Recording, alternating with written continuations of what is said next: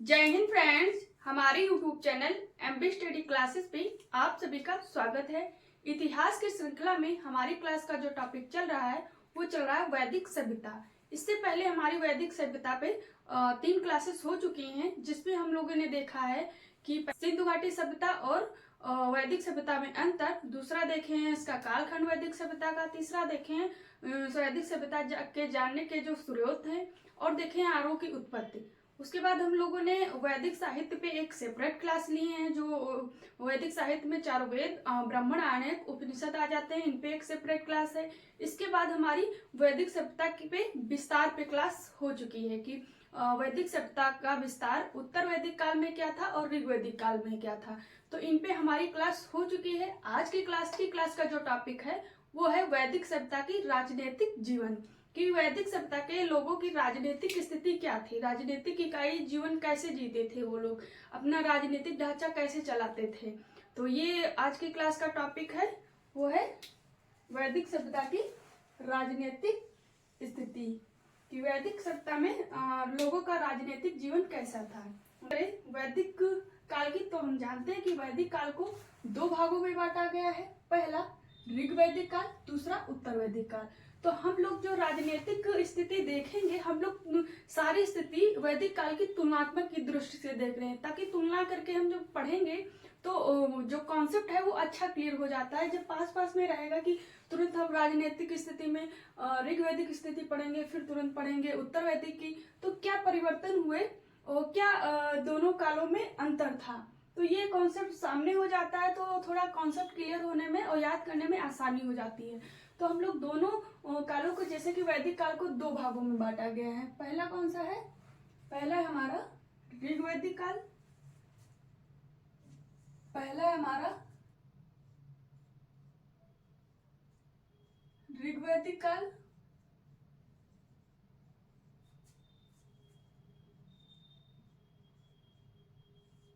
दूसरा है हमारा उत्तर वैदिक काल।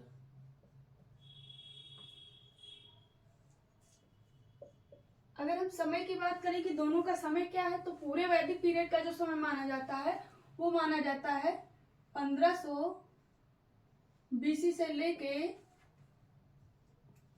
600 बीसी। ये जो पीरियड है 1500 से लेके 600 बीसी, ये पूरे वैदिक पीरियड का समय माना जाता है। लेकिन इस पीरियड को पुनः 2 भागों में डिवाइड किया गया है। पहला ऋग्वैदिक काल, दूसरा उत्तर वैदिक काल। अगर हम ऋग्वैदिक काल पीरियड की बात करें तो ऋग्वैदिक काल का जो समय पीरियड माना जाता है वो माना जाता है 1500 बीसी से लेके 1000 बीसी। ये जो समय पीरियड है ये हमारा ऋग्वैदिक समय पीरियड है। अगर हम उत्तर वैदिक समय पीरियड की बात करें तो उत्तर वैदिक का समय पीरियड जो है वो है 1000 बीसी से लेके 600 बीसी। ये समय पीरियड है उत्तर वैदिक काल का। हम देखेंगे कि 1500 से वैदिक काल में हम लोग देखेंगे कि 1500 बीसी से लेके 1000 बीसी के बीच जो वैदिक सभ्यता के लोग थे, आर्य थे, उनका राजनीतिक ढांचा कैसा था, जीवन कैसा था। फिर देखेंगे उत्तर वैदिक काल के अंतर्गत कि 1000 बीसी से लेके 600 बीसी के बीच के जो आर्य लोग थे उनका राजनीतिक जीवन कैसे था। तो हम एक एक उठा के पढ़ेंगे। पहले पढ़ेंगे ऋग्वैदिक राजनीतिक जीवन, फिर पढ़ेंगे उत्तर वैदिक काल राजनीतिक जीवन। तो हम स्टार्ट करते हैं ऋग्वैदिक काल जीवन। हम लोग पहले पढ़ेंगे इस वाले काल को, ऋग्वैदिक काल पीरियड को पढ़ेंगे कि ऋग्वैदिक काल में आर्यों का जीवन कैसा था, उनका शासन ढांचा कैसे चलता था, क्या था। ऋग्वैदिक कालीन राजनीतिक जीवन में सबसे पहले देखते हैं प्रशासन, कि ऋग्वैदिक आर्यों का प्रशासन राजनीतिक क्षेत्र में कैसा था, उनका शासन, प्रशासन की इकाई क्या क्या होती थी। तो हम बात करें प्रशासन की, तो प्रशासन में जो सबसे बड़ा इकाई माना जाता था प्रशासन का, वो माना जाता था जन। ये जो शब्द हैं ये ऋग्वैदिक साहित्य में इनका उल्लेख पाया गया। इनके आधार पे कहा जाता है कि ऐसा ऐसा यहाँ पे प्रशासन था। तो सबसे बड़ी इकाई थी जन, दूसरी इकाई थी विष, तीसरी थी ग्राम और चौथी थी ग्राम। अगर बात करें इसमें सबसे बड़ी, तो जो ऋग्वैदिक प्रशासन की सबसे बड़ी इकाई थी वो थी हमारी जन। जन का उल्लेख जो मिलता है वो मिलता है 275 बार। ऋग्वैदिक साहित्य में जन शब्द का जो उल्लेख मिलता है वो मिलता है 275 बार। तो इससे माना जाता है कि ऋग्वैदिक साहित्य में जन का महत्व ज्यादा था, इस वजह से जन शब्द का उल्लेख ऋग्वैदिक साहित्य में ज्यादा है। दूसरी बड़ी इकाई थी विष। ये विष जो इकाई है, विष का जो उल्लेख मिलता है ऋग्वैदिक साहित्य में वो मिलता है 170 बार। 170 बार। 275 बार मिलता है हमें जन शब्द का उल्लेख, और विष शब्द का जो उल्लेख मिलता है वो 170 बार मिलता है। और बात करें तीसरी सबसे बड़ी इकाई, तो तीसरी सबसे बड़ी इकाई है प्रशासन की ग्राम। ग्राम का जो उल्लेख मिलता है ऋग्वैदिक साहित्य में वो 13 बार मिलता है। ये ग्राम शब्द जो है ऋग्वैदिक साहित्य में वो 13 बार उल्लेख किया गया है। चौथी इकाई या सबसे छोटी इकाई जो ऋग्वैदिक काल राजनीतिक जीवन की थी, प्रशासन की सबसे छोटी इकाई जो थी वो ग्राह थी। तो अगर बात करी जाए कि सबसे बड़ी कौन सी थी तो जन था, और सबसे छोटी कौन सी थी, सबसे छोटी कौन सी थी तो वो ग्राह थी। अगर हम बात करें इनके मुखिया की, तो अगर मुखिया की बात करें तो जन का जो मुखिया होता था वो जनगोप कहलाता था, विष का मुखिया विषपत कहलाता था, ग्राम का मुखिया ग्रामीण कहलाता था, और ग्राह का मुखिया कुलीन कहलाता था। तो ये हो गए इनके प्रशासन की इकाई, और उनको क्या कहा जाता था। विष को विषपति, जन को जनगोप कहा जाता है, ग्राम को ग्रामीण कहा जाता है, और जो ग्रह के मुखिया होते थे उन्हें कुलीन या गृह कुलीन कहा जाता था। ये हो गई हमारी प्रशासन की इकाई। कौन सी इकाई थी तो 4 इकाई थी। पहली सबसे बड़ी जन थी, फिर विष थी, फिर ग्राम थी, फिर ग्राह थी। ये हो गई प्रशासन की इकाई। अब बात कर लेते हैं कि वहां पे कौन कौन से जन थे। जैसे जन शब्द यहाँ पे 275 बार प्रयोग हुआ है। तो ऐसे जो प्रमुख जन थे जिनका वैदिक साहित्य में उल्लेख मिलता है उनको देखते हैं। तो कौन कौन से जन थे, अगर जन की बात करें कौन कौन से जन मौजूद थे उस टाइम में, तो उल्लेख मिलता है पुरु जन का उल्लेख मिलता है, यदु का मिलता है, शिव का मिलता है, भलानस का मिलता है, भरत का मिलता है, तुर्वस का मिलता है, क्रीवा का मिलता है, बिसाणी का मिलता है।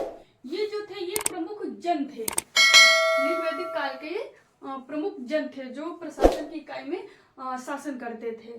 कौन कौन से थे ये पूछा भी जाता है, आगे देखेंगे हम लोग। ये 10 राग युद्ध में अलग अलग ये जन इकट्ठा होके युद्ध करते हैं, युद्ध में भाग लेते हैं। तो जन पूछा जाए तो कौन से, पुरु जन था, यदु था, शिव था, भलानस था, भरत था, तुर्वस था, क्रीवा था और बिसाणी थी।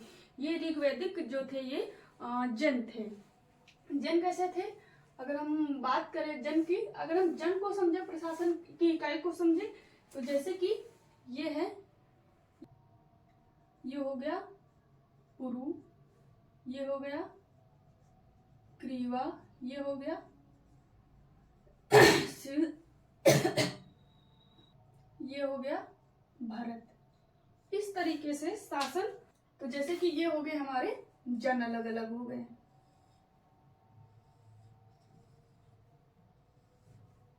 ये जन हो गए, इत्यादि जन हम समझने के लिए देख रहे हैं। तो अगर हम एक जन की बात करें तो जैसे कि ये पूर्व जन को ले लें, तो पूर्व जन ये एक जन है, और इस अगर जन की बात करें तो ये पहला जन हो गया। अगर इसी जन में ये हो गए जन, अगर ये इसकी बात करें तो ये है जन, ये हो गया पूर्व जन। एक जन को उठाते ताकि मैं समझ में आए। तो अगर 20 की बात करें तो इसी जन के अंदर ये 20 होता था, इसी जन के अंदर 20 होता था। तो ये हो गया 20, और ये वाला हो गया जन पूरा, और इसी जन के अंदर ही ग्राम पाया जाता था, इसी जन के अंदर ही ग्राम पाया जाता था, जिसके मुखिया को ग्रामीण कहा जाता था। और इसी ग्राम के ही अंदर ग्रह पाया जाता था, इसी के अंदर ग्रह पाया जाता था। तो हम इन लोगों ने ये प्रशासन की इकाई समझ लिए, ये संपूर्ण एक जन हो गया। यही प्रक्रिया सभी जनों में होता था। तो हम एक में जैसे कि पुरु है, ये पूरा संपूर्ण पुरु जन हो गया। पुरु जन के अंदर विष होता था, विष के अंदर ग्राम होता था, ग्राम के अंदर गृह होता था। सबके मुखिया को भी हम लोगों ने देख लिया। हम लोगों ने एक जन को उठा के समझ लिया कि प्रशासन की इकाई कौन कौन सी होती थी। तो ये याद रखिएगा, ये जन जो है ये पूरे जन, ये पूरा जन हो गया, ये पूरा जन हो गया। इसके अंदर हो गया 20 हो गया दूसरा, फिर इसी के अंदर ग्राम पाया जाता था, फिर इसी के अंदर ग्रह पाया जाता था। तो सबसे छोटी इकाई जो होती थी वो ग्रह होती थी, और ग्रह ये एक रूप से देखा है, ग्रह जो आती थी वो ग्राम के अंदर आती थी, ग्राम जो आता था 20 के अंतर्गत आता था, 20 जो आता था जन के अंतर्गत आता था। तो ये हो गई, हम प्रशासन की इकाई समझ लिए और जो जन थे उनको समझ लिए। अगर बात करें यहाँ पे जो जन होता था, जन का ये जो प्रमुख होता था वो कहलाता था जनस्य गोपा। ये इस क्षेत्र का जो एक राजा चुना जाता था उसे कहा जाता था जनस्य गोपा। तो सबसे बड़ा जन का जो प्रमुख होता था वो जनस्य गोपा कहलाता था। तो उत्तरी टाइम का राजा था जनस्य गोपा, राजा को ही जन के मुखिया को जनस्य गोपा कहा जाता था। तो जनस्य गोपा के कुछ कार्य होंगे, जैसे कि हमारे आज राष्ट्रपति सीएम पीएम उनके कुछ कार्य होते हैं। तो ऋग्वैदिक काल में जो जन थे, जन के प्रमुख को जनस्य गोपा कहा जाता था, उसके क्या कार्य थे हम लोग देखेंगे। तो जन के जो प्रमुख थे उनको कहा जाता था जनस्य गोपा। तो ये जनस्य गोपा जो है, ये इनके प्रमुख जो है जनस्य गोपा, इनके देखिए क्या क्या कार्य होते थे। राजा, ये एक प्रकार के राजा ही होते थे, लेकिन इनका जो वर्णन मिलता है वो जनस्य गोपा के नाम से मिलता है। तो अगर बात करें कि जनस्य गोपा के कार्य क्या होते थे, तो कार्य की बात करें तो जनस्य गोपा का जो यहाँ पे कार्य होता था वो समूह का राजा होता था। तो जैसे कि इस क्षेत्र में जितने लोग रहते थे वो उनका राजा होता था। यहाँ पे जो जनस्य गोपा का काम है कि यहाँ पे क्षेत्र का राजा नहीं होता था। आगे हम लोग देखेंगे कि जो राजा होता वो निश्चित क्षेत्र का राजा हो जाता था, लेकिन यहाँ पे क्या था कि यहाँ जिस क्षेत्र का नहीं होता था जनस्य गोपा। जैसे ये ऋग्वैदिक काल में जो जनस्य गोपा होता था वो क्षेत्र का राजा नहीं होता था, वो लोगों के समूह का राजा होता। जनस्य गोपा के कार्यों की बात करें कि जनस्य गोपा क्या कार्य करता था, तब का राजा ऋग्वैदिक काल समाज का जो राजा था वो क्या काम करता था, उसके क्या क्या काम थे। तो जनस्य गोपा के जो कार्य थे वो थे, पहला कार्य था समूह की राजा थे। जनस्य गोपा जो था ये क्षेत्र विशेष का राजा नहीं था, ये लोगों के समूह का राजा था। हालांकि हम लोग उत्तर वैदिक काल में देखेंगे कि जो राजा होता है वो भूपत स्वामी हो जाता है, क्षेत्र विशेष का राजा हो जाता है, लेकिन यहाँ पे क्षेत्र का राजा नहीं होता था। यहाँ पे जो इस पूर्व में जैसे पूर्व जनपद में जितने भी लोग रहते थे उनके समूह का राजा होता था। तो जनस्य गोपा का काम था कि वो जो लोगों का समूह होता था उनका राजा होता था। दूसरा काम था कि यहाँ पे जो लोगों की गाय होती थी और पशुधन होता था उनकी रक्षा करना रहता था। इसके अलावा जो पशु में गाय के लिए युद्ध होता था उसकी रक्षा करना होता था। तो जैसे ऋग्वैदिक काल का जो सबसे महत्वपूर्ण पशु था वो गाय थी, तो गाय को लेके ही युद्ध होता था। तो इससे ये प्रमाण मिलता है कि ऋग्वैदिक काल में भी युद्ध होते थे। हम लोग देखेंगे 10 राग युग हुआ है, तो जो युद्ध हो रहे हैं यहाँ पे आर्य में हो रहे हैं, आर्यों में हो जा रहे हैं, तो युद्ध हर प्रकार के होते हैं। और जो संघर्ष था यहाँ पे वो क्षेत्र को लेके नहीं था कि हम अपना संघर्ष इसलिए करेंगे, युद्ध करेंगे कि उनके राज्य पे विजय प्राप्त कर ले तो उनका क्षेत्र विशेष ले ले। तो यहाँ क्षेत्र के लिए लड़ाई नहीं होती थी। यहाँ जो युद्ध होता था वो ज्यादातर देखने में आता है कि गाँव को लेके होता था।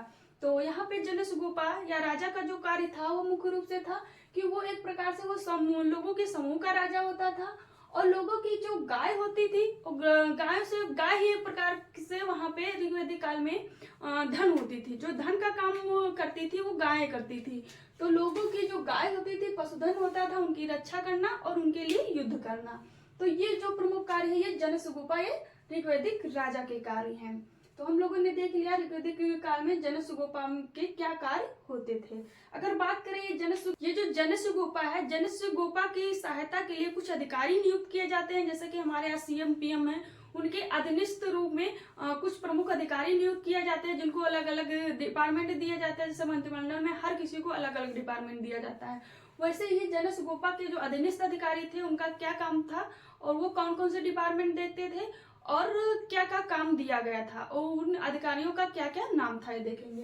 तो अगर जनस्य गोपा के हम सहायक अधिकारी की बात करें कि जनस्य गोपा के सहायक अधिकारी कौन कौन से थे, तो अधिकारियों की बात करें तो सबसे महत्वपूर्ण अधिकारी जो था सहायक के रूप में वो था पुरोहित।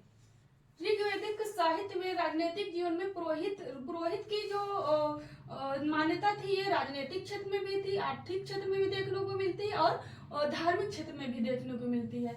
तो ऋग्वैदिक काल में पुरोहित जो ये अधिकारी था ये सबसे महत्वपूर्ण अधिकारी था। आगे हम लोग देखेंगे ये पुरोहित का स्थान सेनानी ले लेता है। तो अगर पूछा जाए कि ऋग्वैदिक काल में सबसे महत्वपूर्ण अधिकारी कौन सा था, तो सबसे महत्वपूर्ण अधिकारी जो था वो पुरोहित था। अगर हम बात करें कि पुरोहित का काम क्या होता था, तो पुरोहित के कार्य हम देखेंगे आगे, यहाँ पे देखेंगे। फिलहाल यहाँ पे मुख्य अधिकारी देख लेते हैं।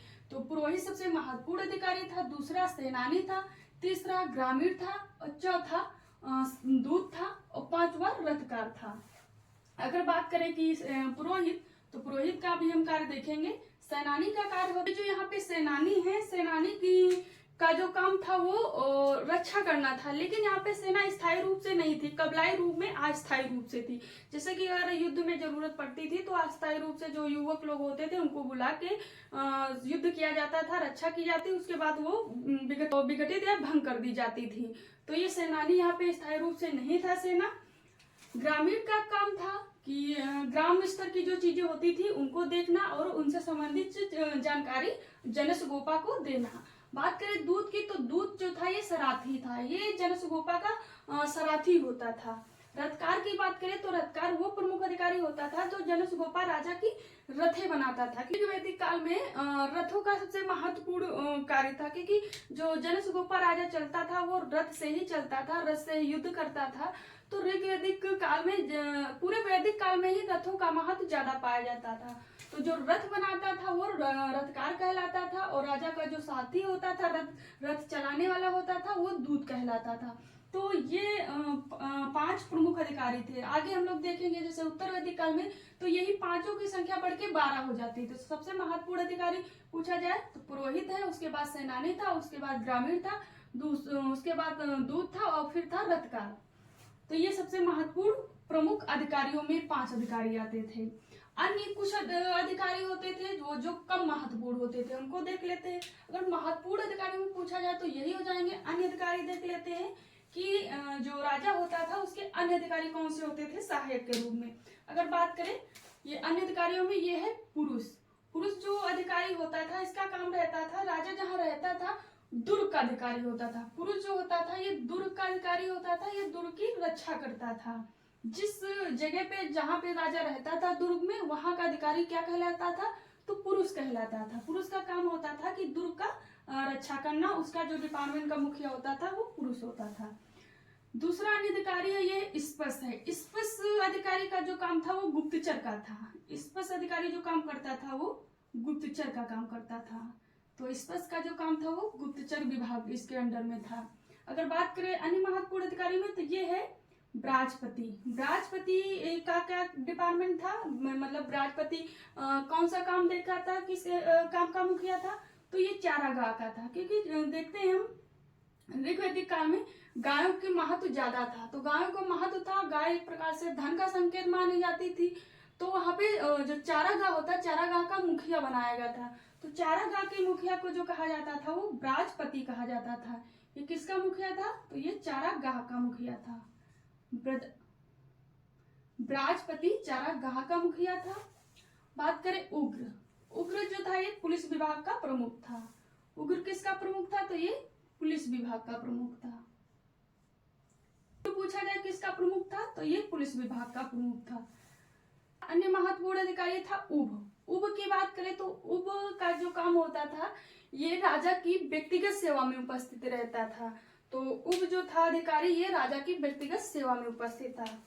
उब जो है ये राजा की व्यक्तिगत सेवक था। उब का क्या काम था, तो राजा का ये व्यक्तिगत सेवक था। उग्र का क्या था, मुखिया किसका था, तो ये पुलिस विभाग का था। ब्राजपति किसका था, तो चारागाह का था। स्पष्ट किसका था, तो गुप्तचर विभाग का था। और पुरुष किसका था, तो दुर्ग अधिकारी था। ये हम लोगों ने देख लिया राजा के अधिकारी और अन्य अधिकारी।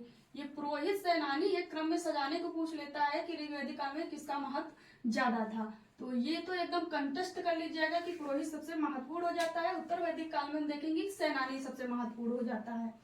अब बात करें कि पुरोहित, ये जो पुरोहित सबसे महत्वपूर्ण पद था ऋग्वैदिक काल में, इसके कार्य क्या होते थे, तो इसका जो कार्य था सबसे महत्वपूर्ण हो जाता है कि पुरोहित के कार्य क्या थे, इसके क्या कार्य थे। तो इसका कार्य जो प्रमुख रूप से था वो जो जनसुगोपा होता था, राजा होता था, उसका सलाहकार था। ये एक सबसे अच्छा सलाहकार ऋग्वैदिक काल में माना जाता है जनसुगोपा का। इसके बाद ये राजा का मार्गदर्शक कहा जाता था, और ये राजा को न्याय में सहायता देता था कि न्याय जब करता था राजा तो उसमें ये अपनी सलाह देता था और सहायता करता था। इसका कार्य था जब राजा युद्ध विजय के लिए जाता था तो युद्ध विजय की कामना करता था। तो पुरोहित के कार्य कौन कौन से थे, पुरोहित के कार्य थे कि राजा को सलाह देना और राजा को मार्गदर्शक दिखाना और राजा की न्याय में सहायता करना। और राजा जब युद्ध के लिए जाता था, मतलब जनसुगोपा जब युद्ध के लिए जाता था तो पुरोहित उसकी विजय की कामना करता था। तो सबसे महत्वपूर्ण काल हो गए पुरोहित। और पुरोहित का कार्य क्या है, तो ये राजा का अच्छा सलाहकार था, मार्गदर्शक था, और ये न्याय में सहायता करता था और युद्ध करता था और युद्ध में सहायक सिद्ध होता था। तो ये हो गए हमारे पुरोहित के कार्य। दूसरा महत्वपूर्ण यहाँ पद था सेनानी। हम लोगों ने देखा था दूसरा सबसे महत्वपूर्ण पद था ऋग्वैदिक काल में सेनानी। सेनानी की बात करें कि सेनानी के कार्य देखें तो सेनानी यहाँ पे जो डिपार्टमेंट था, भाग था, अधिकारी था, ये अस्थायी रूप से था। अस्थायी रूप से कैसे था कि यहाँ पे जो सेना रहती थी उसको किसी प्रकार का कोई वेतन नहीं दिया जाता था, उसको स्थायी रूप से नहीं रखा गया था। जैसे अगर जरूरत पड़ती थी तो यहाँ के जो जन के लोग रहते थे, उन्हीं जन को में जो युवक लोग रहते थे और हष्ट पुष्ट रहते थे, तो आपात स्थिति में उन लोग को बुला लिया जाता था और युद्ध कर लिया जाता था। युद्ध होने के बाद पुनः उनको वहीं के रहने के लिए बोल दिया जाता था। तो मतलब जैसे कोई आपात स्थिति आई तो सेना का संगठन कर लिया जाता था कबीलाई ढांचा पे, और फिर सेना को विघटित कर दिया जाता था, भंग कर दिया जाता था। तो यहाँ पे कबीलाई रूप में अस्थायी सेना थी। यहाँ पे जैसे यहाँ के लोगों को एक संघ बना दिए कि ये लोग चिन्हित हैं सेनानी के लिए। तो अगर जरूरत पड़ती थी तो उनको बुला लेते थे, और जरूरत खत्म हो जाती थी तो पुनः उनको उनके घर मतलब अपना खाना पीना अलग जिंदगी के लिए छोड़ देते थे। तो जो अस्थायी रूप से मतलब हुआ कि जरूरत पड़ती थी तो सेना को कबीलाई रूप में बुला लेते थे और फिर सेना को भंग कर देते थे। तो सेनानी ये जो प्रमुख था वो अस्थायी रूप से यहाँ पे सेना थी। और कबीलाई ढांचा में पूछा जाता है कि ऋग्वैदिक काल में सेना कैसी थी, तो अस्थायी रूप से थी और कबीलाई ढांचा पे आधारित सेना थी। ये हो गए। और जो ये सेनानी जो था ये अस्थायी कबीलाई ढांचा का प्रमुख था।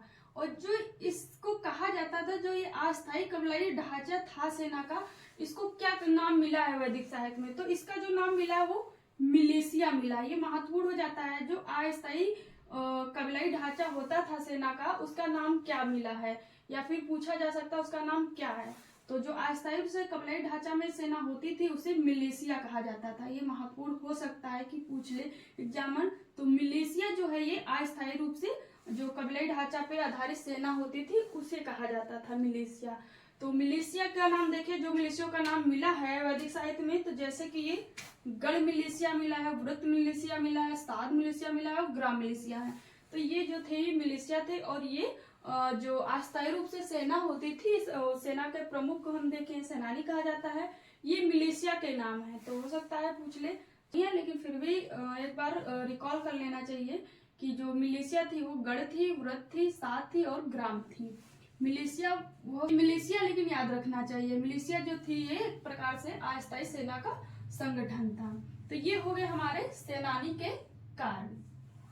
अब देख लेते हैं राजा की बात करते हैं। राजा जो यहाँ पे चुना जाता था वो वंशुनागत चुना जाता था। इसका मतलब क्या है कि अगर कोई एक राजा बना है उसके बाद तो जो नेक्स्ट राजा बनेगा तो उसका बेटा बनेगा, उसके बेटे के बाद जो नेक्स्ट राजा बनेगा उसका बेटा बनेगा।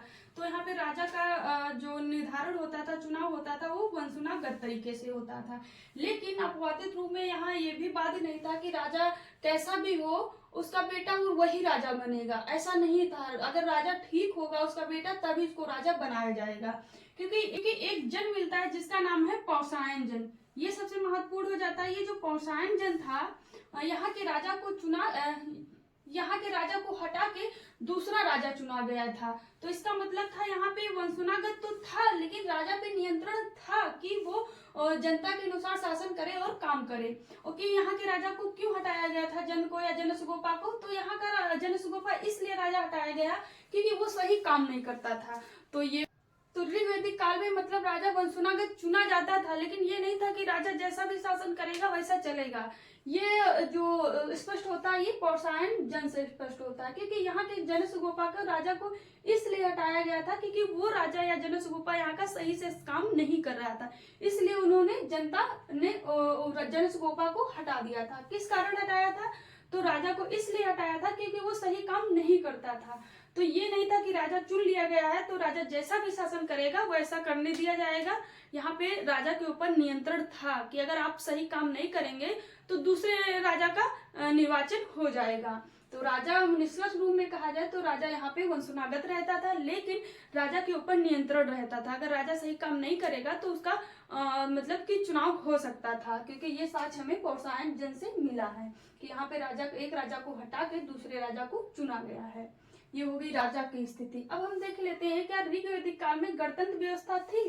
तो अगर हम गणतंत्र व्यवस्था की बात करें तो ऋग्वैदिक काल में निष्कर्ष रूप में मानी नहीं जाती है कि गणतंत्र व्यवस्था थी, लेकिन ऋग्वेद में 46 बार गणतंत्र शब्द का प्रयोग आया है। कितनी बार आया है? तो 46 बार आया है। गणतंत्र शब्द का जो प्रयोग हुआ है वो 46 बार हुआ है। ये महत्वपूर्ण हो जाता है कि ऋग्वैदिक काल में गणतंत्र शब्द का प्रयोग कितनी बार हुआ है, तो वो हुआ है 46 बार। ये गणतंत्र व्यवस्था की अगर हम झलक देखें तो ये पौषायन जन में मिल सकता है, क्योंकि जो पौषायन जन था यहाँ का राजा सही से काम नहीं कर रहा था जनसगोपा, इसलिए जनता वहाँ की पौषायन जन के राजा को हटा दिए थे, दूसरे राजा का चुनाव की थी। तो इसलिए एक झलक मिल सकती है यहाँ पे देखने को कि राजा तो चुना जाता है उसी वंश का ही, लेकिन अगर राजा पे नियंत्रण था कि यार राजा सही काम नहीं करेगा तो उसका चुनाव हो सकता है, दूसरा राजा चुना जा सकता है। तो गणतंत्र शब्द का जो प्रयोग हुआ है वैदिक साहित्य में वो 46 बार हुआ है। और किसमें हुआ है? तो ऋग्वेदिक में हुआ है। अगर बात करें कि जो गणतंत्र होता था उसके प्रमुख को क्या कहा जाता था, तो गणतंत्र के जो प्रमुख होता था उसे ज्येष्ठक कहा जाता था। तो इससे ये भी निष्कर्ष निकलता है कि कहीं ना कहीं वो गणतंत्र व्यवस्था थी ऋग्वैदिक काल में, इसीलिए तो 46 बार प्रयोग ऐसे साधारण रूप में तो हो नहीं जाएगा। और स्पष्ट कहा गया है कि जो गणतंत्र का मुखिया होता था वो ज्येष्ठक कहा जाता था।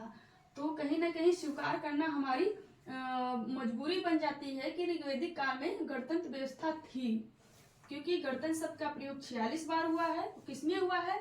तो सबसे प्राचीन वेद माना जाता है ऋग्वेद, उसी में हुआ है। तो ऋग्वेद में ही 46 बार गणतंत्र शब्द का प्रयोग हुआ है।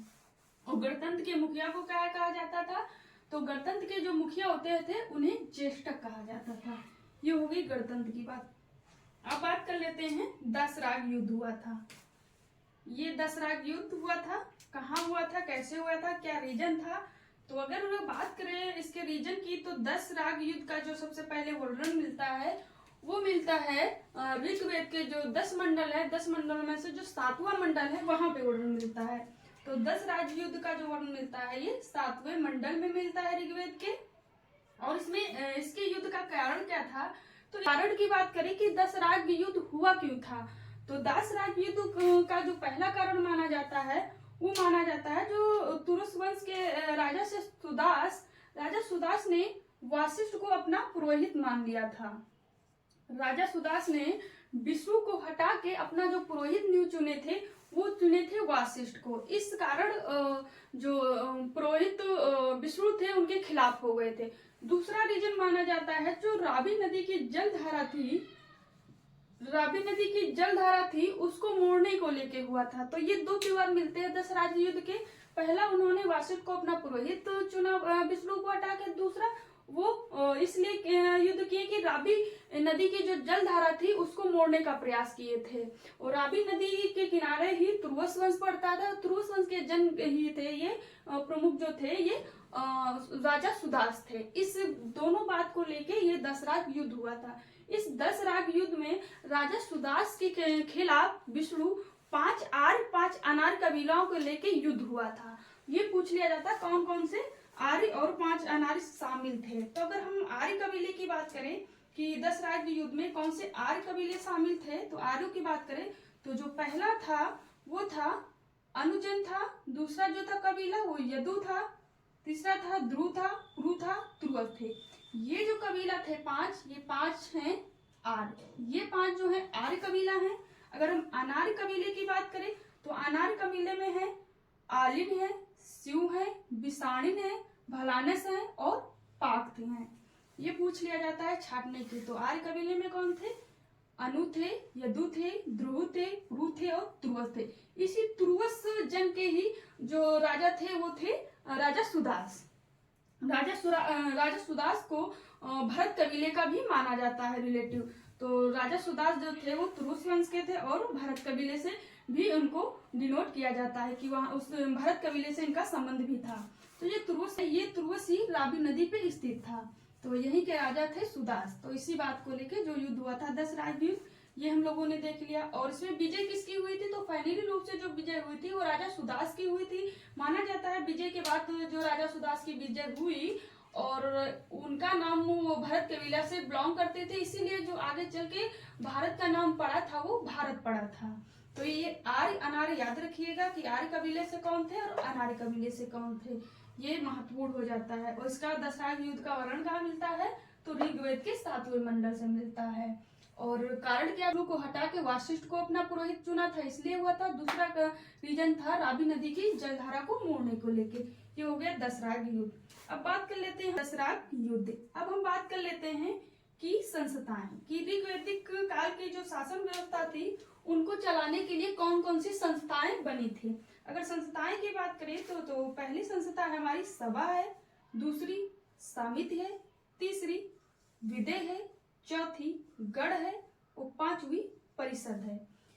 सभाएं संस्थाएं के रूप में हमें 4 इकाइयों का यूज मिलता है, नाम मिलता है। पहली सभा का, दूसरी समिति का, तीसरी विदय का और चौथी गढ़ का और पांचवी परिषद का। ये सभाएं और संस्थाएं थे। अगर बात करें कि इसमें किसका कितनी बार वर्णन मिलता है, तो सभा का जो वर्णन मिलता है वो ऋग्वेद में 8 बार मिलता है, ये पूछा जाता है। और समिति का जो वर्णन मिलता है वो 9 बार मिलता है। और विधेयक का जो वर्णन मिलता है वो 122 बार मिलता है। तो सबसे ज्यादा बार जो वर्णन मिलता है वो विधेयक का मिलता है। अब बात कर लेते हैं इन सभाओं का काम क्या होता था, इसमें कौन कौन भाग लेता था। तो सभा की बात करें तो सभा, पहली हमारी संस्था है सभा। सभा की बात करें तो सभा में स्त्री पुरुष दोनों भाग लेते थे। तो यहाँ पे जो पुरुष स्त्री दोनों भाग लेते थे सभा में। और सभा में जब पुरुष भाग लेते थे उनको क्या कहा जाता था, तो पुरुष जो भाग लेते थे सभा में उन्हें सभ्य कहा जाता था। और स्त्रियां जब वो सभा में भाग लेती थी महिलाएं, तो उनको सभापति कहा जाता था। पुरुष को क्या कहा जाता था, तो सभ्य कहा जाता था। और महिलाओं को क्या कहा जाता था, तो सभापति कहा जाता था। और अगर बात करें सभा में भाग कौन लेते थे, तो यहाँ पे जो भाग लेते थे वो श्रेष्ठ लोग लेते थे। मतलब जो कुलीन वर्ग से संबंधित जो लोग रहते थे वो सभा में भाग लेते थे। और सभा का काम क्या रहता था, ये न्याय में सहायता करती थी और ये आधुनिक राजसभा के भांति थी। तो इसमें जो लोग रहते थे वो सम्मानित और श्रेष्ठ लोगों की सभा थी। और ये राजा को न्याय में सहायता करती थी और ये आधुनिक राजसभा जैसे होता था उसकी भूमिका थी। तो पूछा जा हो सकता है कि आधुनिक राजसभा के समान कौन सी संस्था थी ऋग्वैदिक काल में, तो वो थी हमारी सभा। सभा आधुनिक राजसभा के जैसी थी। और इस सभा में ये विशेषता थी कि यहाँ पे पुरुष महिला दोनों भाग लेते थे। पुरुष भाग लेता था तो उसे सभ्य कहा जाता था, महिला भाग लेते तो सभापति कहा जाता था। इसके बाद श्रेष्ठ लोग इसमें भाग लेते थे और ये न्याय दिलाने का काम करती थी। दूसरी संस्था की बात करें तो वो है समिति। समिति की बात करें तो समिति का जो वर्णन मिलता है ऋग्वेद में, इसका 9 बार मिलता है, 9 बार मिलता है। अगर हम समिति का देखें कि कार्य क्या होता था, जैसे कि सभा का हम लोगों ने कार्य देखा क्या होता था, तो समिति का जो प्रमुख कार्य होता था वो होता था राजा का चुनाव। राजा का चुनाव कैसे किया जाएगा, कौन सा राजा चुना जाएगा, ये जो काम रहता था वो समिति के लोगों का काम रहता था। इसके बाद दूसरा जो काम रहता था समिति का वो होता था जो लूट के उपज का जो लूटा हुआ सामान रहता था उनका बंटवारा करना। ये काम जो होता था वो होता था समिति का। और जो लूट के बंटवारा करता था उसको कहा जाता था लोमन। लोमन क्या था, तो लोमन ये ऐसा अधिकारी था, ऐसा व्यक्ति था जो लूट का धन होता था, धन में अनाज ही आ जाते हैं, पशुधन से प्राप्त चीजें आ जाती थी। तो जो लोमन का काम रहता था, लोमन किसका अधिकारी है, तो लोमन ये समिति का अधिकारी रहता था। लोमन समिति का अधिकारी रहता था। और लोमन का कार्य क्या होता था, तो जो लूट का धन आता था उसका बंटवारा करना। तो लोमन यहाँ पे जैसे महत्वपूर्ण हो जाता है, यहाँ पे ज्येष्ठ मिलेश या ऐसे करके से पोषायन जन है, तो ये सब महत्वपूर्ण है। तो लोमन जो है वो सामित से बिलोंग करता है। इसका काम होता था कि लूट के धन का बंटवारा करना। इसके बाद समिति का क्या काम था कि राजा का चुनाव करना। और समिति की जो स्थिति थी आधुनिक जैसे लोकसभा है वैसे थी। तो जैसे की जो भूमिका रहती थी वो आधुनिक लोकसभा के समान रहती थी। अगर पूछा जाए सभा की भूमिका क्या रहती थी, तो सभा की भूमिका थी आधुनिक राज्यसभा के समान। और समिति की भूमिका जो थी वो आधुनिक लोकसभा के समान थी। बात कर लेते हैं कि विधेय की, तो विधेय की बात करें, ये विधेय का जो वर्णन आया है वो 122 बार आया है। और विधेय जो संस्था मानी जाती थी प्रशासन की, ये सबसे प्राचीन, तो सबसे प्राचीन संस्था पूछी जाए तो हो जाएगा विधेय, और विधेय का उल्लेख कितनी बार आया है? तो 122 बार आया है। इसका काम देखिए कि विधेय का काम क्या होता है, तो विधेय का जो काम होता था वो सामाजिक धार्मिक निर्णय लेना है। तो जो वहाँ जन के जो सामाजिक चीजें रहती थी निर्णय लेने की, धार्मिक निर्णय लेने रहती थी, वो विधेय पे छोड़ दिया जाता था। तो विधेय के जो सदस्य रहते थे, लोग रहते थे, उनका काम था कि वो जो जन के सामाजिक धार्मिक चीजें होंगी उनमें जो निर्णय लेना होगा वो विधेय के लोग लेते थे, और ये सबसे प्राचीन संस्था हो जाती है। आगे हम लोग देखेंगे कि ये सब संस्थाएं विलुप्त होने लगती हैं। तो विधेय सबसे प्राचीन है और सबसे ज्यादा बार वर्णन जो मिलता है ऋग्वेद साहित्य में वो सबसे ज्यादा विधेय का मिलता है। इसके बाद गढ़ का और परिषद का नामों का उल्लेख मिलता है। इनके बारे में बहुत कुछ जानकारी नहीं मिलती है, लेकिन गढ़ और परिषद का उल्लेख मिलता है। हम लोग देखे थे कि इसके बाद देख लेते हैं कर व्यवस्था कि ऋग्वैदिक काल में कर व्यवस्था क्या थी, राजा कर कहाँ से प्राप्त करता था। तो ऋग्वैदिक काल में कर व्यवस्था नहीं थी। एक कर था जिसका नाम है बलि। ये जो बलि कर था ये स्वैच्छिक कर था। जैसे कि लूट का उपज का जो भी उपज का और लूट का जो भी धन रहता था, तो जो भी लोग चाहें तो राजा को अपने सामान से, अपनी चीजों से स्वेच्छा के रूप में जो देना चाहे वो दे दें। कोई नियमित नहीं था, बाध नहीं था कि इतनी मात्रा और इतना देना ही देना है। तो ऋग्वैदिक काल में किसी प्रकार का निश्चित या नियमित कर नहीं था। एक कर था जिसका नाम है बलि। ये पूछा जा सकता है, बलि बलि बलि कर जो था ये स्वैच्छिक कर था। तो ये भी महत्वपूर्ण हो जाता है कि बलि कर जो था ऋग्वैदिक काल में एक प्रकार का स्वैच्छिक कर था। जो जितना चाहे जन या लोग वो उतना राजा को स्वेच्छा के रूप में अपने मन के हिसाब से दे सकता था, वो बाध्य नहीं था किसी प्रकार से। तो ये महत्वपूर्ण हो गए हमारे ऋग्वेद के पक्ष में। सभा और समिति ये सब संस्थाएं इस पर महत्वपूर्ण हो जाती हैं। सभा, समिति, विधेय और ये कर व्यवस्था। कर व्यवस्था नियमित रूप से ऋग्वैदिक साहित्य में, ऋग्वैदिक काल में नहीं थी। आगे हम देखेंगे कि जब उत्तर वैदिक काल में जाएंगे तो ये नियमित कर हो जाएगा। उसके बाद अन्य कर भी ऐड हो जाते हैं। यहाँ पे कर व्यवस्था स्वैच्छिक क्यों नहीं है, ये भी तो तर्क दे सकते हैं कि बस इसलिए नहीं कि राजा यहाँ पे लोगों के समूह का रहता था प्रमुख, यहाँ पे किसी क्षेत्र विशेष को जीतने का वो इच्छुक नहीं रहता था।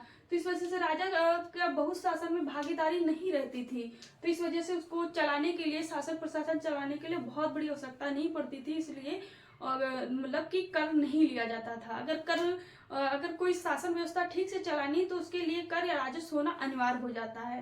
तो यहाँ पे कर व्यवस्था नहीं थी। एक कर था बलि, वो भी स्वैच्छिक कर था।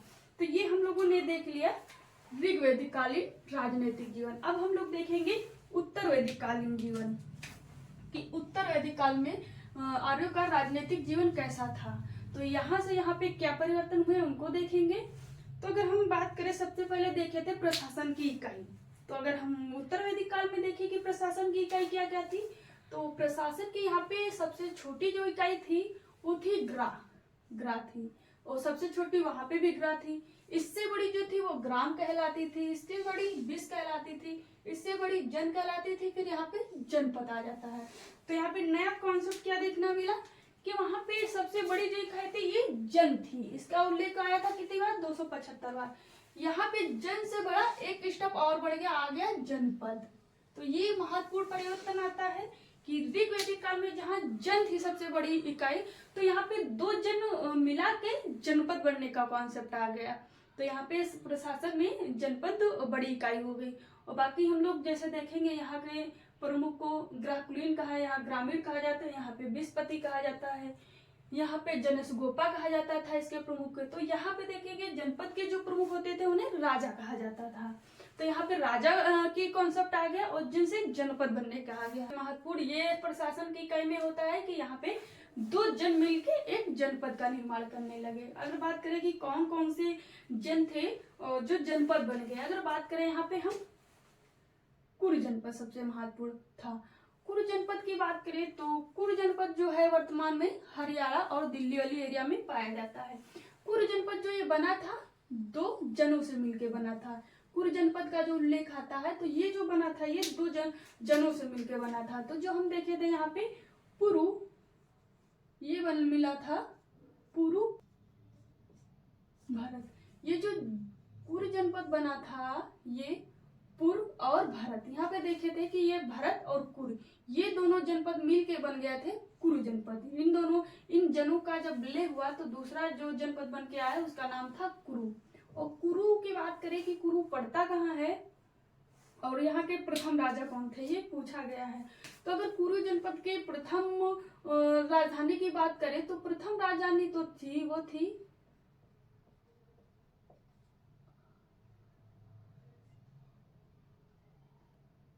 दीवंत। कुरु जनपद की ये प्रथम राजधानी थी आसी दीवंत। और दूसरी जो राजधानी थी वो थी हस्तिनापुर। हस्तिनापुर के टाइम यहाँ पे जो राजा थे वो राजा थे परीक्षित, राजा परीक्षित के टाइम जो यहाँ की राजधानी थी वो थी हस्तिनापुर। अगले राजा यहाँ पे होंगे वो होंगे निचच्छू। जो राजधानी बनाते हैं कुर की वो बनाते हैं कौशाम्बी। जब यहाँ पे राजा परीक्षित थे तो यहाँ राजधानी थी कुरु जनपद की हस्तिनापुर। फिर आगे चल के जब राजा यहाँ के बनते हैं निचच्छू, तो माना जाता है कि राजा निचच्छू के समय हस्तिनापुर में बाढ़ आ जाती है। बाढ़ के कारण ये राजधानी अपनी शिफ्ट कर लेते हैं कौशाम्बी। तो ये होगी हमारी कुरु जनपद की कहानी कि कुरु जनपद किससे बना था, सबसे महत्वपूर्ण हो जाता है। तो ये पुर कबीला और भरत कबीला से बन के मिला था। यहाँ के राजा कौन कौन से थे, तो पहली राजधानी जो थी कुर की वो पहली राजधानी थी वो आसा दिवंत थी, और दूसरी जो थी वो हस्तिनापुर थी, और तीसरी जो थी निचच्छू के समय वो कौशाम्बी थी। अगले जनपद की बात कर ले तो वह है हमारा पंचाल जनपद। अगर पंचाल जनपद की बात करें किससे बना था, तो पंचाल जनपद जो बना था वो क्रीवा से बना था और तुरुव से बना था। क्रीवा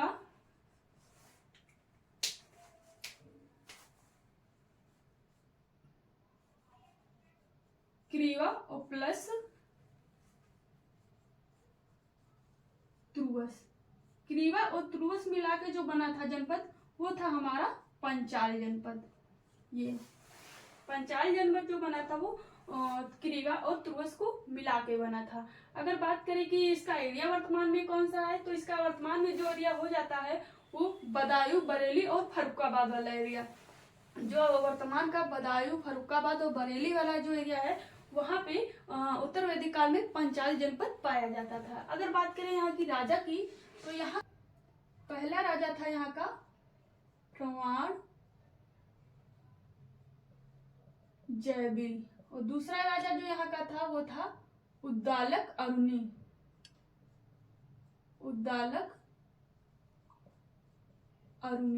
ये यहाँ का सेकंड राजा था। पहला राजा था प्राण जयविलिक और दूसरा राजा था उद्दालक जयबिल।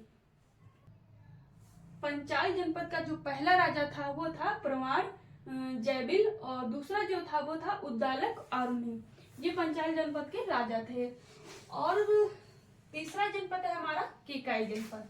ये हमारा केकाई जनपद किससे बना था, तो केकाई जनपद जो बना था वो बना था शिव और भलानस के मिला के बना था। जब शिव प्लस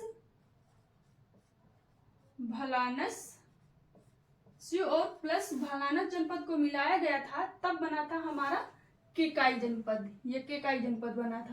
और केकाई जनपद के जो राजा थे उनका नाम था अशुपति। केकाई जनपद का राजा का क्या नाम था, तो अशुपति था। ये राजा जो थे ये एक दार्शनिक थे। केकाई जनपद के राजा कौन थे, तो अशुपति थे। ये एक दार्शनिक राजा थे। और केकाई जनपद बना किससे था, तो ये शिव जन से बना था और भलानस जन को मिला के बना था। तो ये हो गया यहाँ के राजा की बात। अगर बात करें ये केकाई जनपद पाया कहाँ जाता था, वर्तमान में कहाँ था, तो ये जो ब्यास नदी वाली एरिया है, ब्यास नदी। केकाई जनपद कहाँ पाया जाता था, तो ब्यास नदी पाया जाता था। केकाई जनपद ब्यास नदी पे पाया जाता था। ये शिव और भलानस जनपद से बनकर बना था। और यहाँ के राजा जो थे वो अशुपति थे, जो एक दार्शनिक राजा थे। तो ये हो गए यहाँ पे 3 जनपदों की बात, कुरु जनपद, पंचाल जनपद और केकाई जनपद। आगे हम लोग देखेंगे ये जो पंचाल जनपद है, आगे हम लोग जब 6ठी शताब्दी ईसा पूर्व का इतिहास पढ़ेंगे तो वहां पे पंचाल जनपद आएगा। तो पंचाल जनपद को माना जाता है कि जो वैदिक संस्कृत के सबसे ज्यादा प्रभाव और अच्छे रूप में देखने को मिलते हैं वो पंचाल जनपद में देखने को मिलते हैं, ऐसा माना जाता है। ये हो गया हमारे जनपदों की बात। अब हम बात कर लेते हैं कि राजा की स्थिति क्या थी यहाँ पे। तो राजा की बात करें कि जैसे कि वहां पे राजा तो था ऋग्वैदिक काल में, और राजा समूह के लोगों का राजा रहता था। हम लोगों ने देखा था कि राजा की स्थिति क्या होती थी, राजा का क्या कार्य रहता था। अगर हम राजा की बात करें कि उत्तर वैदिक काल में राजा की स्थिति क्या रहती थी, तो यहाँ पे राजा जो था वो वास्तविक राजा बन गया था। मतलब राजा के जो जो अधिकार होते थे वो अधिकार इस काल में हमें मिले। तो राजा को यहाँ पे जैसे कि वहां पे जन के जो प्रमुख होते थे उन्हें जनस्य गोपा कहा जाता था, लेकिन यहाँ जन से जनपद बन गया, और जनपद बनने के कारण यहाँ के जनस्य गोपा का नाम पड़ गया और राजा। तो यहाँ पे प्रॉपर राजा की स्थापना हो गई, राजा यहाँ पे शासन करता है जनस्य गोपा के स्थान पे। दूसरा कि यहाँ पे जब राजा स्थापित हो गया मतलब वास्तविक रूप में, तो राजा के जो कार्य क्षेत्र होते थे, राजा की जो शक्तियां होती थी उनका राजा प्रयोग करता था। जैसे कि यहाँ वहां पे देखे थे कि जनस्य गोपा पे लोगों का नियंत्रण रहता था, लेकिन यहाँ पे राजा के ऊपर विशेष कोई नियंत्रण नहीं रहता था। राजा को जो शक्तियां थी वो थोड़ी सी बढ़ गई थी, और यहाँ पे जो राजा था वो क्षेत्र के आधार पे राजा होता था। इस वजह से यहाँ पे राजा को भूपति कहा गया है, क्योंकि यह राजा यहाँ पे एक भूमि के टुकड़ा जो होता था, जैसे कि यहाँ के वहां का राजा तो था जो यहाँ के लोग रहते थे भरत कबीला में, उसका प्रमुख होता था। और उत्तर वैदिक काल में जो ये राजा है जनस्य गोपा के स्थान पे राजा आ जाता है, ये पूरे क्षेत्र का मालिक हो जाता है। यहाँ के लोगों का मालिक तो है ही है राजा, इसके बाद तो यहाँ के जो लोग रहते थे और ये जो क्षेत्र में जो उत्पादित होगा, जो भी चीजें होंगी, इन सब का प्रमुख हो जाएगा राजा। तो इसी वजह से कहा गया है राजा का यहाँ पे वास्तविक पद आ गया, और राजा को भूपति कहा गया है। ऋग्वैदिक काल में राजा को क्या क्या कहा गया है, तो राजा को जनस्य गोपा कहा गया है। उत्तर वैदिक काल में राजा को भूपति कहा जाने लगा, मतलब यहाँ पे एक भूखंड का मालिक हो गया, वहां पे लोगों का समूह का मालिक था, इसलिए जनस्य गोपा कहा गया। यहाँ पे राजा के लिए भूपति शब्द प्रयोग होने लगा। इस वजह से पता चलता है कि यहाँ पे राजा की एक अच्छी खासी पोस्ट हो गई थी। अब बात कर लेते हैं कि राजा का यहाँ पे कार्य क्या रहता था। तो राजा का यहाँ पे जो कार्य रहता था वो क्षेत्र आधारित युद्ध करना था। दूसरा यहाँ पे राजा का महत्व बढ़ गया था कि उस काल में हम देखे थे ऋग्वैदिक काल में राजा का महत्व उतना नहीं था जितना उत्तर वैदिक काल में देखने को मिलता है। महत्व इसलिए बढ़ गया क्योंकि यहाँ पे राजा जो युद्ध करता है वो क्षेत्र को जीतने। हम लोगों ने देखा कि ऋग्वैदिक काल के कंपेयर में तुलना में उत्तर वैदिक काल में राजा की स्थिति काफी अच्छी है, और राजा का महत्व काफी बढ़ गया था, क्योंकि राजा यहाँ पे क्षेत्र आधारित युद्ध कर रहा है। और यहाँ पे इस तरीके से यहाँ पे राजा का महत्व बढ़ गया कि राजा अपनी अपनी दिशा का स्वामित्व स्थापित करता था। जिस क्षेत्र में राजा विजय करता था उस क्षेत्र का अपना एक विशेष नाम दिया जाता था, वो किस क्षेत्र का राजा है, उस किस क्षेत्र का राजा है। चारों दिशाएं निश्चित थी, और सभी राजाओं के क्या यज्ञ करता था उनके कार्यक्रम निश्चित थे। तो अगर हम बात करें राजा का महत्व इस तरीके यहाँ पे बढ़ गया था कि क्षेत्र आधारित होने के कारण, क्योंकि यहाँ पे जो युद्ध हो रहे हैं वो क्षेत्र को लेके हो रहे हैं, वहां पे लोगों को लेके हो रहे थे, अन्य चीजों को लेके हो रहे थे। यहाँ पे राजा का महत्व सबसे ज्यादा इसीलिए बढ़ जाता है क्योंकि राजा यहाँ पे लोगों के समूह को नहीं जीत रहा है, यहाँ पे राजा समूह के साथ उस क्षेत्र को भी जीत ले रहा है। तो अगर बात करें यहाँ पे राजा के समूह में कि किस समूह के किस क्षेत्र के राजा को क्या कहा जाता है, अलग अलग नाम दिए जाते हैं। अगर बात करें ये चार दिशाएं हो गई,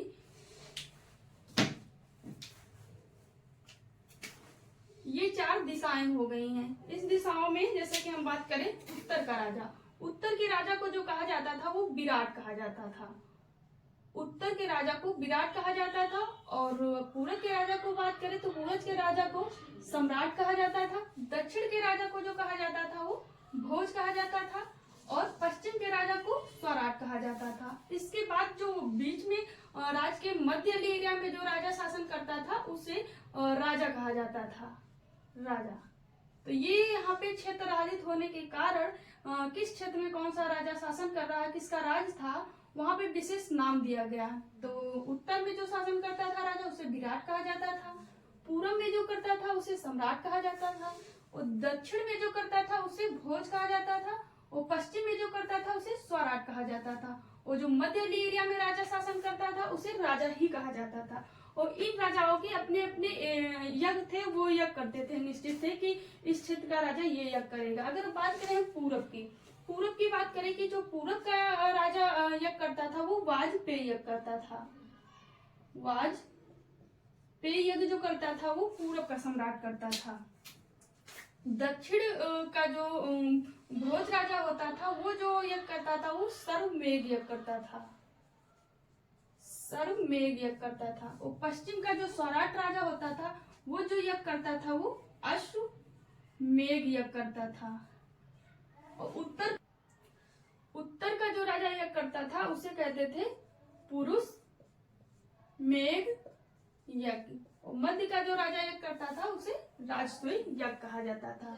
तो ये राजा हो गए और कौन सा राजा कौन सा यज्ञ करता था वो ये यज्ञ जो है अश्वमेध वाजपेयी यज्ञ, ये यज्ञ हम लोग जब धार्मिक स्थिति पढ़ेंगे तो वहां पे डिटेल से पूछेंगे। जैसे कि अश्वमेध की बात करें तो राजा इसमें यज्ञ अश्व छोड़ता था, उनको लेके यज्ञ हैं कि कौन सा राजा कौन सा यज्ञ करता है। अब बात करें अधिकारी की कि ऋग्वैदिक काल में कौन कौन से अधिकारी थे, तो हम लोगों ने देख लिया कि ऋग्वेद काल में का जो शासन प्रशासन चलता था राजा के 5 सहायक प्रमुख अधिकारी थे। तो उत्तर वैदिक काल में ये 5 अधिकारियों से संख्या बढ़ के 12 हो गई। तो उत्तर वैदिक काल में राजा के जो प्रमुख अधिकारी हैं वो 12 हो जाते हैं। जैसे कि हमने ऋग्वैदिक काल में देखे थे तो राजा के जो जनसुगोपा के थे वो 5 अधिकारी प्रमुख थे, और उत्तर वैदिक काल में जो अधिकारी हो जाते हैं वो हो जाते हैं 12। तो ये 12 अधिकारी हो जाते हैं। इन 12 अधिकारियों को कहा क्या जाता है, तो इन 12 अधिकारियों को कहा गया है रत्तिन। जो रत्तिन शब्द आया है ये जो राजा के प्रमुख अधिकारी होते थे उनको लेके आया है। और ये सबसे महत्वपूर्ण हो जाता है कि कितने रत्तिन थे, तो 12 रत्तिन मतलब 12 अधिकारी सबसे महत्वपूर्ण थे। तो ये रत्तिन क्यों कहा गया, तो रत्तिन इस आधार पे कहा गया है कि ये लोग काम में रत्न धारण करते थे, इसलिए इन अधिकारियों को रत्तिन कहा गया है। और जो ये रत्तिन अधिकारी रहते थे ये विशेषकर उच्च कुल श्रेष्ठ कुल से संबंधित अधिकारी रहते थे। जो उच्च कुल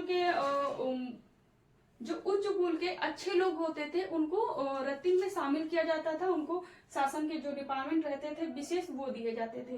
तो यहाँ पे देखे थे कि 5 थे, यहाँ पे 12 रत्तिन अधिकारी हो जाते हैं जो उच्च कुल से संबंधित रहते थे। इनका रत्तिन नाम क्यों पड़ा, तो ये काम में रत्न धारण करते थे इसलिए पड़ा। किस लिए पड़ा है, तो रत्तिन अधिकारी जो थे ये कान में रत्न धारण करते इसलिए इनका नाम रत्तिन पड़ गया। रत्तिन थे कौन थे, तो ये उच्च कुल से संबंध रखते थे। अगर बात करें कि कौन से ये रत्तिन थे, 12 जो प्रमुख थे ये कौन कौन से रत्तिन थे, तो पहले जो थे वो थे सेनानी थे, दूसरे पुरोहित थे, तीसरे महिषी थे, चौथे युवराज थे, 5वां ग्रामीण था, 6ठा दूत था, 7वां रथकार था, 8वां संग्रहित था, 9वां भागदूत था, 10वां अक्षयवय था, और 11वां पालागल था, और 12वां गोविंद कीर्तन था। ये जो थे ये 12 रत्तिन थे। देख लेते हैं कौन से किसका महत्वपूर्ण स्थान हो जाता है। तो वहां पे हम लोगों ने देखा था कि सबसे महत्वपूर्ण राजा का जो अधिकारी था वो पुरोहित था, लेकिन उत्तर वैदिक काल में ये पुरोहित का स्थान सेनानी ले लेता है, क्योंकि यहाँ पे क्षेत्र के लिए युद्ध हो रहे हैं। युद्ध में सबसे महत्वपूर्ण भूमिका रहती थी वो सेना की रहती थी। तो यहाँ पे जहाँ देखे थे कि वहां पे जो मुख्य पुरोहित था वो सबसे महत्वपूर्ण अधिकारी हो जाता था राजा का। तो यहाँ पे पुरोहित का सेकंड स्थान हो गया। तो सबसे महत्वपूर्ण तो राजा का अधिकारी था वो सेनानी था, यहाँ पे पुरोहित की जो वैल्यू हो गई वो सेकंड नंबर पे हो गई। तो प्रमुख हो जाता है, सेनानी हो जाता है, फिर पुरोहित हो जाता है। पुरोहित का कार्य हम लोगों ने देख लिया था, सेनानी का भी देख लिया था। बात करें महिषी अधिकारी जो होती थी, महिषी कहा जाता था जो राजा की पटरानी होती थी। राजा की पटरानी को कहा जाता था राजा की पटरानी थी। अगर बात करें युवराज की, तो युवराज जो था भविष्य का जो राजा चुना जाने की संभावना रखता था उसे युवराज कहा जाता था। ग्रामीण ग्राम का जो मुखिया होता था उसे कहा जाता था। दूत जो था, दूत ये सारथी होता था, जो रथ खींचता था राजा का उसे दूत कहते थे। इसके बाद रथकार की बात करें तो रथकार वो अधिकारी हो जाता है जो राजा की रथ का निर्माण करता था, राजा की रथ बनाता था, उसे रथकार कहते थे। इसके बाद संग्रहित अधिकारी आ जाता है, क्योंकि यहाँ पे कर व्यवस्था स्थापित हो जाती है। तो जो कर वसूलने का काम करता था उसे संग्रहित कहा जाता था। इसके बाद अधिकारी है भागदूत। भागदूत जो अधिकारी था ये कोषाध्यक्ष का अधिकारी था। भागदूत का काम क्या था, ये संग्रहित का काम था कि कर इकट्ठा करना, और भागदूत का जो काम था वो था कोषाध्यक्ष का ये जो अच्छे हुए अधिकारी था, अच्छे हुए अधिकारी का काम था जब राजा जुआ खेलता था तो उसमें सहायता करना, राजा को जिताना। तो अच्छे हुए का काम था कि राजा जब जुआ खेलता था तो जुए में राजा को जिताना। और ये अधिकारी था पालागर। पालागर अधिकारी जो था राजा को, ये मित्र था और ये राजा को हंसाने और खुश रखने का काम करता था। लास्ट अधिकारी है गोविंद कीर्तन। गोविंद कीर्तन अधिकारी जो था, ये जब राजा शिकार करने जाता था तो उसमें उसकी सहायता करता था। तो गोविंद कीर्तन पूछा गया किसका था, तो ये राजा शिकार करने जाता था उसका प्रमुख होता था। पालागर राजा का जो अधिकारी था, ये राजा का मित्र रहता था, राजा को हंसाने के काम करता था। और अच्छे हुए का काम था कि ये राजा जुआ खेलता था तो उसमें राजा को जिताने का काम करता था। भागदूत जो था, भागदूत कोषाध्यक्ष रहता, संग्रहित कर इकट्ठा करता, रथकार राजा की रथ निर्माण करता था। दूत जो था ये रथ खींचने का काम करता था, जो रथ चलाता था उसे दूत कहा जाता। ग्रामीण को ग्राम का मुखिया रहता। युवराज भोवी राजा होता था, भविष्य में जो चुना जाना, भविष्य में राजा चुने जाने की संभावना रहता था उसे कहा जाता। महसी राजा की पटरानी रहती थी। पुरोहित जो राजा को सलाह देता था और धार्मिक कार्यों में, न्याय में राजा की सहायता करता था। सेनानी सबसे प्रमुख स्थान हो जाता है। तो ये हो गए हमारे 12 रत्न अधिकारी जो महत्वपूर्ण थे। जहाँ वहां पे देखते हैं 5, यहाँ पे 12 रत्न अधिकारी। अब देख लेते हैं संस्थाएं। जो उत्तर वैदिक कालीन प्रशासन था किन किन संस्थाओं से चलता था। तो हम लोगों ने यहाँ पे देखा था ऋग्वैदिक काल में कि सभा, समिति, विधि और गढ़ परिषद ये संस्थाएं थी शासन में, जो भाग लेती थी, शासन चलाती थी। यहाँ पे जो संस्थाएं थी उनको विलुप्त कर दिया गया। यहाँ पे जो निष्कर्ष रूप में लास्ट में बचती हैं, मुख्य रूप से वो बचती हैं सभा, समिति संस्थाएं बचती हैं। और बाकी जैसे देखे थे कि सभा, समिति बचती हैं, विधि और गढ़ परिषद ये संस्थाएं विलुप्त हो जाती हैं, समाप्त कर दी जाती हैं उत्तर वैदिक काल में। और यहाँ पे ये भी देखने को मिलता है कि वहां पे देखते थे सभा समिति में जो है ना स्त्रियों का प्रवेश होता था। हम लोगों ने देखा था कि जो स्त्रियां प्रवेश करती थी उन्हें सभावती कहा जाता था। लेकिन उत्तर वैदिक काल में आते थे महिलाओं की स्थिति में गिरावट देखने को मिलती है, क्योंकि यहाँ पे अब सभा समिति में महिलाएं भाग नहीं लेती हैं। महिलाओं का प्रवेश और भाग लेना यहाँ पे बंद हो गया, निषेध हो गया है। तो ये सभा समिति जो है आधुनिक राज्यसभा के समान है और ये आधुनिक लोकसभा के समान है। और उसमें महत्वपूर्ण परिवर्तन आता है कि यहाँ पे स्त्रियों का प्रवेश बंद कर दिया जाता है। तो ये हो गए ऊपर से यहाँ पे 3 संस्थाएं जो देखे थे, विधि और गढ़ परिषद, वो भी समाप्त कर दी गई हैं। यहाँ पे केवल जो संस्थाएं बचती हैं वो सभा समिति ही बचती हैं। इसके बाद देखिए, के बाद हम देखते हैं कि कर व्यवस्था। उत्तर वैदिक काल में क्या कर व्यवस्था थी, राजा का जो शासन प्रशासन था वो कैसे चलता था, किस माध्यम से चलता था। तो हम लोगों ने देखा था कि ऋग्वैदिक काल में कोई कर व्यवस्था नहीं थी। एक कर था बलि, वो स्वैच्छिक रूप से देना होता था, अनिवार्य कर नहीं था। तो यहाँ पे परिवर्तन महत्वपूर्ण आ जाता है कि कर व्यवस्था यहाँ पे अनिवार्य हो जाती है। क्योंकि अनिवार्य हो जाती है क्योंकि यहाँ पे राजा अब प्रॉपर तरीके से शासन प्रशासन चला रहा है, राजा अधिकारियों को वेतन दे रहा है। तो इसके लिए शासन प्रशासन चलाने के लिए उसे राजस्व की जरूरत पड़ेगी। तो इस वजह से हम देखते हैं कि उत्तर वैदिक काल में जो यहाँ पे देखे थे बलि कर था वो स्वैच्छिक कर था। तो बलि कर यहाँ तक आते आते ये अनिवार्य कर हो गया। तो सबसे महत्वपूर्ण परिवर्तन हो जाता है जो ये बलि कर था। बलि कर देखे थे ऋग्वैदिक काल में स्वैच्छिक कर था, लेकिन उत्तर वैदिक काल में ये अनिवार्य कर हो जाता है। तो कर में व्यवस्था में देखते हैं कि कर यहाँ पे नियमित रूप से हो जाता है और अनिवार्य हो जाता है। इसके बाद यहाँ पे कर में 2 प्रकार के और कर आ जाते हैं। वो कौन से हैं, भाग और शुल्क। भाग, शुल्क, यहाँ पे 3 प्रकार के कर हो गए। पहला बलि हो गई, फिर भाग हो गए और शुल्क हो गए। और दोनों कर, ये सब तीनों कर अनिवार्य रूप से, नियमित रूप से देना होता था कि राजा को इतने टाइम पे, इतने महीने में देना है, इतना भाग देना है। तो कर था राजा को कितना देना होता था, तो ये 1/6 देना होता था। ये बलि कर राजा के रूप, बलि कर राजा को 1/6 देना होता था। अगर भाग की बात करें तो जो टोटल उपज होता था उसका 16वां भाग राजा को कर के रूप में देना होता था। या भी कह सकते हैं 1/6 देना होता था, या कह सकते हैं उपज का 16वां भाग राजा को कर के रूप में देना पड़ता था। तो यहाँ पे कर कितना देना है उसकी मात्रा भी निश्चित होगी, 1/6 या फिर उपज का 16वां भाग। और कर यहाँ बलि अनिवार्य कर हो गया। इसके बाद भाग, शुल्क, ये भी कर ऐड हो जाते हैं। तो ये हो गए हमारे ऋग्वैदिक काल, उत्तर वैदिक काल। और मुख्य रूप से देखें तो जैसे कि यहाँ पे जन से जनपद बन जाता है, ये परिवर्तन। दूसरा यहाँ पे जन से गोपा था, तो यहाँ पे प्रॉपर राजा हो जाता है। और देखें अधिकारी कितने थे, तो यहाँ सबसे महत्वपूर्ण अधिकारी था पुरोहित, और 5 अधिकारियों में सबसे महत्वपूर्ण था पुरोहित। और यहाँ पर देखेंगे हो जाएगा सेनानी प्रमुख अधिकारी हो जाएगा। यहाँ पे 5 थी संख्या, यहाँ पे जो अधिकारियों की संख्या हो जाएगी वो 12 हो जाएगी।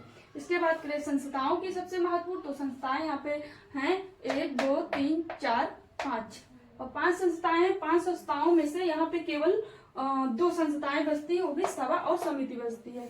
और उसमें से भी सभा समिति में भाग नहीं ले रही महिलाएं, यहाँ पे महिलाएं भाग ले रही थी। कर व्यवस्था की बात करें तो कर व्यवस्था यहाँ पे स्वैच्छिक रूप से था, उसका नाम था बलि। यहाँ पे कर जो होता है वो अनिवार्य रूप से हो जाता है, बलि अनिवार्य कर हो जाता है। इसके बाद भाग शुल्क ये भी हो जाते हैं। कितनी मात्रा थी, तो 1/6 या फिर उपज का 16वां भाग। तो ये हो गई वैदिक कालीन सभ्यता के और राजनीतिक पक्ष की क्या क्या अंतर थे, क्या क्या बदलाव हुआ। नेक्स्ट क्लास में हम लोग देखेंगे धार्मिक स्थिति, फिर देखेंगे आर्थिक स्थिति। बाकी आज के लिए जय हिंद।